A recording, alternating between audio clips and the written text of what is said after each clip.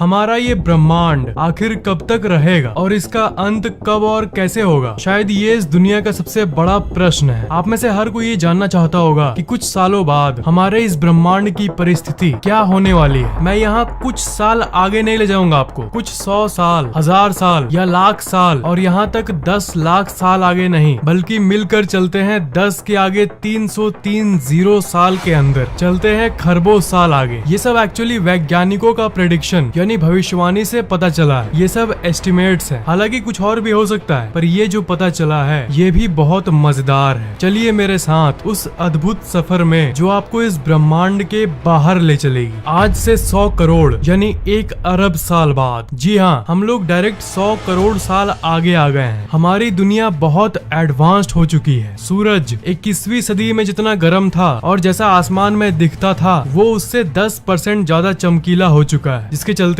गर्मी धरती पर बहुत बढ़ चुकी है। नासा की एक रिपोर्ट के हिसाब से 21वीं सदी में धरती का औसतन तापमान यानी एवरेज टेम्परेचर करीब 14.5 डिग्री सेल्सियस था, पर अब सूरज का ताप बढ़ने के चलते धरती का औसतन तापमान वोपिंग 50 डिग्री सेल्सियस के करीब पहुंच गया है। और इस चीज की वार्निंग 21वीं सदी के लोगों को दी गई थी कि पॉल्यूशन के चलते ये होने वाला है, पर इंसानों की लापरवाही के चलते ओजोन लेयर पूरी तरह से गायब हो चुका है। आज से 200 करोड़ यानी 2 अरब साल बाद 100 करोड़ और साल बीत चुके हैं। अब धरती का तापमान और भी बढ़ चुका है। इसी गर्मी के चलते धीरे धीरे सारे समुद्र और नदियां भी अब सूखी हो गई है। इस समय अब बढ़ती गर्मी के चलते धरती से धीरे धीरे जीवन खत्म होने लगा है और इंसान नामक जीव जो धरती पर कभी रहते थे वो अभी अभी सूरज के प्रकोप के चलते डायनासोर्स की तरह एक्सटिंक्ट यानी लुप्त हो चुके हैं। टूटे हुए बिल्डिंग्स और उनकी यादें अब सिर्फ यही बची हुई है। सिर्फ कुछ जीव बचे हुए हैं और वो भी धीरे धीरे मर रहे हैं, और कुछ एकाध लकी बचे हुए अमीर लोग मंगल ग्रह पर चले गए हैं क्योंकि वहाँ सूरज का ताप धरती के मुकाबले थोड़ा कम है। पर कुछ 1000 साल के अंदर ही सूरज का ताप इतना बढ़ा है कि मंगल भी रहने लायक नहीं रहा, और अब इस समय इंसान कहीं जा भी नहीं सकता और कुछ कर भी नहीं सकता। इसलिए इंसान नामक प्रजाति अब लुप्त हो चुका है, एक इतिहास बन चुका है। इस समय अब कोई भी इंसान इस ब्रह्मांड में मौजूद नहीं है। आज से 400 करोड़ यानी 4 अरब साल बाद हमारी आकाश गंगा का पड़ोसी जिसका नाम है एंड्रोमेडा, उसने हमारी मिल्की वे को अपने तरफ टान लिया है। बहुत पहले जब इंसान जिंदा थे यानी 21वीं सदी में ये एंड्रोमेडा गैलेक्सी करीब 250 करोड़ प्रकाश वर्ष दूर था मिल्की वे से, पर अभी ये आपस में कोलाइड करने जा रहा है। और अब तपती हुई वीरान पहाड़ों से भरी धरती का आसमान, वीरान पहाड़ों से भरी धरती से आसमान कुछ ऐसा दिख रहा है। एक बड़ा सा एंड्रोमेडा आकाश गंगा जो करीब आ रहा है। आखिर में जाकर दोनों गैलेक्सीज का टक्कर हो चुका है और मिल्की वे और एंड्रोमेडा दोनों मिलकर एक बड़ा गैलेक्सी बन गया है, एक सुपर गैलेक्सी जिसका कोई नाम नहीं होगा क्योंकि इंसान नामक प्रजाति जो हर कुछ का नाम देते थे वो अब लुप्त हो चुके हैं। इसे देखने वाला कोई नहीं होगा। आज से 500 करोड़ यानी 5 अरब साल बाद उस गैलेक्सी के टक्कर के चलते हमारे सौर मंडल पे कोई प्रभाव नहीं पड़ा क्योंकि सौर मंडल मिल्की वे के बहुत अंदर तरफ है। पर इससे बचने के बाद भी हमारा सौर मंडल खत्म होने वाला है। सौर मंडल अपने जीवन के आखिरी सालों में है क्योंकि सौर मंडल को मेंटेन रखने वाला हमारा सूरज आउट ऑफ फ्यूल होना शुरू हो गया है। धीरे धीरे इसकी सारी ऊर्जा खत्म होते जा रही है। जब इंसान जीते थे 21वीं सदी में तब जितना इसका साइज था उससे करीब साइज में 200 गुना ज्यादा बड़ा हो चुका है और धीरे धीरे और बढ़ता जा रहा है। ये एक रेड डॉर्फ बन चुका है। अब सूरज धरती से कुछ ऐसा दिख रहा है, बेबस लाल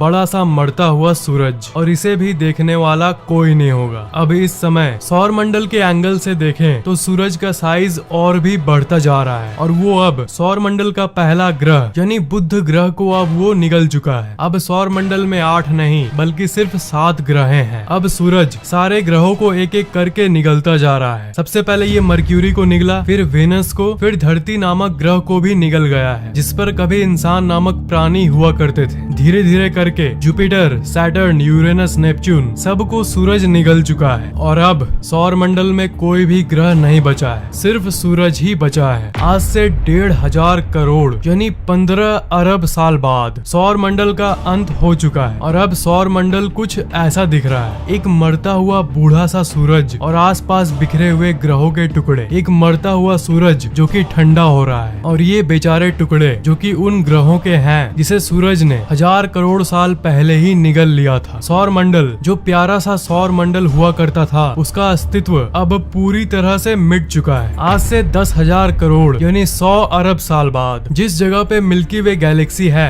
एंड्रोमेडा गैलेक्सी है, जो कि कई साल पहले ही एक बन चुके हैं, और करीब 100 आकाश गंगाएं हैं, इस एरिया को वर्गो सुपर क्लस्टर कहते हैं। मतलब इस एरिया में 21वीं सदी में 10,000 करोड़ साल पहले सारे अलग अलग गैलेक्सीज एक जगह पर रहते थे। पर अब इस समय ये एरिया इतना ज्यादा पुराना हो चुका है कि इसके अंदर के 100 से भी ज्यादा जो अलग अलग गैलेक्सीज थे वो अपने गुरुत्वाकर्षण बल की मदद से आपस में करीब आ गए हैं, और सब गैलेक्सी मिलकर एक बड़ा सा गैलेक्सी बन चुका है। और ब्रह्मांड में दूसरे जगह पर जितने भी वर्गों की तरह सुपर क्लस्टर एरिया है, उसके अंदर भी जितने अलग अलग आकाश गंगाएं थे, वो सब अब मिल मिलकर सुपर गैलेक्सीज बनते जा रहे हैं। आज से 1 लाख करोड़ यानी 1000 अरब साल बाद, जो थोड़ी देर पहले मैंने आपको बताया कि बड़े बड़े सुपर गैलेक्सीज बन रहे हैं, वो करीब 900 अरब साल पहले की बात थी। पर वो सब अब तक मर चुके हैं, क्योंकि गैलेक्सीज तारों से मिलकर बनते हैं, पर गैलेक्सीज के अंदर के सारे तारे अब बुझ चुके हैं, अब मर चुके हैं, क्योंकि उनका फ्यूल खत्म हो गया है। जिस तरह हमारा सूरज बहुत पहले ही मर चुका है, वैसे ही इस समय ब्रह्मांड के सारे गैलेक्सीज के सारे तारे एक एक करके मरते जा रहे हैं, और धीरे धीरे गैलेक्सीज खत्म होते जा रही है। नए नए तारों को बनने के लिए डस्ट क्लाउड की जरूरत होती है, जो कि बहुत पहले 21वीं सदी में तो ब्रह्मांड में जगह जगह पर अवेलेबल थी, पर अब इस ब्रह्मांड में कोई भी डस्ट नहीं बचा है जिससे तारे बन पाए। इसलिए अब इस पूरे ब्रह्मांड में कोई भी नया तारा नहीं बन पा रहा। ब्रह्मांड में अब कोई भी गैलेक्सी नहीं दिख रहा। आज से 2 लाख करोड़ यानी 2000 अरब साल बाद, जैसा कि आपको एक फैक्ट पता होगा कि ये ब्रह्मांड एक्सपैंड हो रहा है, और ये एक्सपेंशन की गति बढ़ते जा रही है। पर अभी 2 लाख करोड़ साल बाद ये स्पीड लाखों गुना बढ़ गई है। अब इस ब्रह्मांड में कोई गैलेक्सीज तो नहीं है, पर टूटे हुए कुछ अवशेष बचे हैं। पर ब्रह्मांड के फैलाव के चलते वो भी एक दूसरे से दूर होते जा रहे हैं, उनके बीच का गैप बढ़ता जा रहा है, क्योंकि ये ब्रह्मांड हद से ज्यादा तेजी से फैल रहा है। आज से 20 लाख करोड़ यानी 20,000 अरब साल बाद इस मरते हुए ब्रह्मांड के दूसरे साइड में अभी भी आखिरी के 10 या 20 तारे बचे हुए हैं। एंड ऑफ कोर्स अंतरिक्ष के वो दानव जिसे ब्लैक होल कहते हैं, वो अब इस ब्रह्मांड के राजा बन चुके हैं। तारे और ग्रहें तो अब इस ब्रह्मांड में न के बराबर है, पर ब्लैक होल सब लाखों के तादाद में इस ब्रह्मांड में घूम रहे हैं, और वो ग्रहों के बचे हुए अवशेषों को ढूंढ रहे हैं ताकि वो उसे खा पाए। आज से 1 करोड़ करोड़ यानी 1 लाख अरब साल बाद अब इस ब्रह्मांड के दूसरे साइड के जो आखिरी के तारे कुछ बचे थे, वो भी अब मर चुके हैं, और ब्लैक होल्स बचे हुए जितने प्लैनेट्स के एकाध टुकड़े हैं उन्हें भी खाना शुरू कर दिए हैं। और ब्रह्मांड के बचे जितनी भी चीजें हैं, ब्लैक होल्स धीरे धीरे वो सब कुछ को खाते जा रहे हैं, और अब कोई भी ऐसी चीज इस ब्रह्मांड में नहीं बची जो कि दिख पाए। अब सिर्फ ब्लैक होल्स और ब्लैक होल्स ही बचे हैं। आज से 10 के आगे 40 शून्य साल बाद ये इस ब्रह्मांड की अंत की शुरुआत है। अब कोई भी चीज इस ब्रह्मांड में नहीं बची है। पर चलिए अब हम जूम गॉगल्स पहन लेते हैं। अब आप देख सकते हो कि छोटे परमाणु स्तर पर अब स्पेस में सिर्फ अलग अलग परमाणु ये अलग अलग होकर स्पेस में घूम रहे हैं। जो कुछ लास्ट बचे हुए ग्रहों के टुकड़े थे जिसे ब्लैक होल्स दूरी के चलते नहीं निकल पाए थे, वो लकी पार्टिकल्स अलग अलग होकर स्पेस में तैर रहे हैं। पर अब क्योंकि कुछ नहीं बचा सिवाय ब्लैक होल्स के, इसलिए सारे ब्लैक होल्स एक दूसरे के सामने आते जा रहे हैं अपने दानव जैसे गुरुत्वाकर्षण बल के चलते। और अब इस ब्रह्मांड के सारे ब्लैक होल्स मिलकर सारे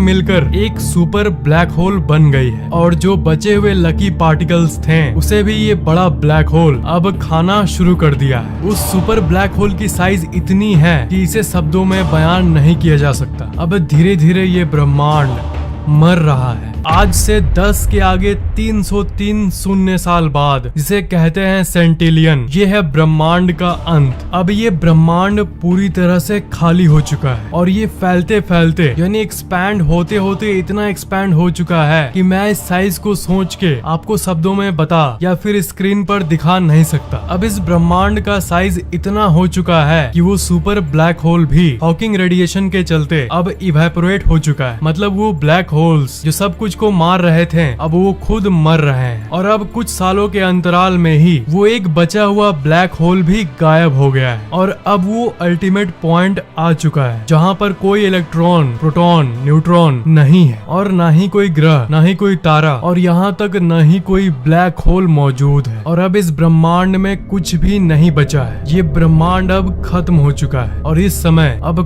कुछ भी मौजूद नहीं है। और यहाँ तक कुछ भी, ये कुछ भी नहीं है, ये भी मौजूद नहीं है। एब्सोल्युटली नथिंग, सिवाय इस खाली जगह के बदले, सिवाय इस स्पेस के बदले। और यही स्पेस शायद वो चीज है जिसे भगवान कहते हैं, क्योंकि ये हर जगह है और स्पेस ना जन्म लिया है और न ही कभी मर सकता है। स्पेस की अंदर की चीजें तो सारी की सारी जन्म लेकर खत्म हो चुकी है, पर स्पेस अपने आप में एक नॉन एग्जिस्टेंट चीज है। मतलब ये मरा हुआ है, मतलब ये कुछ नहीं है और ये अल्टीमेट है। और मरे हुए को कोई कैसे मार सकता है? इसी स्पेस में एक समय धरती नामक ग्रह हुआ करता था जिसमें इंसान रहते थे, जिसमें एक दिन आप मोबाइल पे फैक्ट की वीडियो देख रहे थे जिसमें वो समय के अंत के बारे में बता रहा था। पर अब वो सब खत्म हो चुका है, सिर्फ स्पेस ही बचा हुआ है। अब कुछ भी नहीं है। यह है समय, ब्रह्मांड और अस्तित्व का अंत। अब सब कुछ जीरो हो चुका है, बट सिर्फ एक चीज बचा है और वो है लाइक बटन जो इस वीडियो के नीचे है। चलो, हमने बहुत